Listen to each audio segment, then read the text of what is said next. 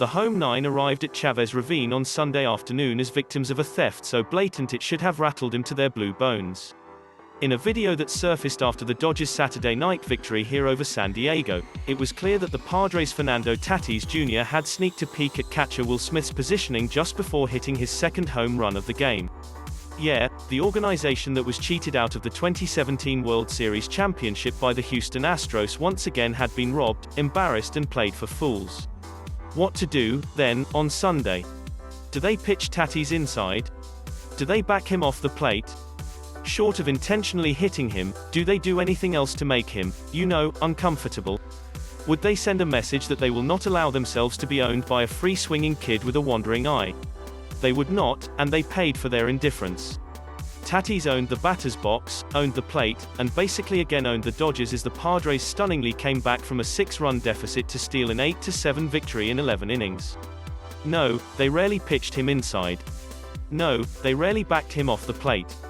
Allowed to roam the batter's box freely, Tatis turned Dodger Stadium into his personal playground. He reached out and homered in the 4th, singled and scored the tying run in the 9th, then stole 3rd and scored the winning run in the 11th. He also walked twice, stole another base, and scored another run. He did strike out with runners on 2nd and 3rd in the 10th, perhaps not coincidentally after 2 inside pitches from Jimmy Nelson, including one that brought him to his knees. But by then, the damage caused by the Dodgers' reluctance to unsettle him had been done.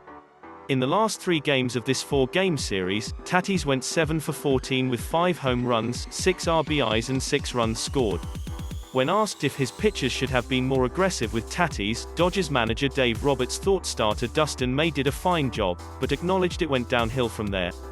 I thought Dustin did a very good job of mixing the looks, making him feel him inside, then spinning him away, pitched him up a bit, but after that, I don't think we did a good job, Roberts said.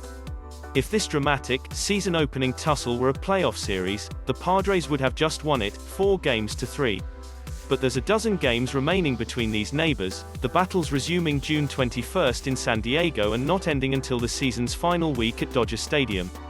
That will give the Dodgers plenty of time to start being more aggressive with Tatis, whose ownership of this series was epitomized by a scene in the stands behind home plate as the Dodgers were blowing a 7-run lead.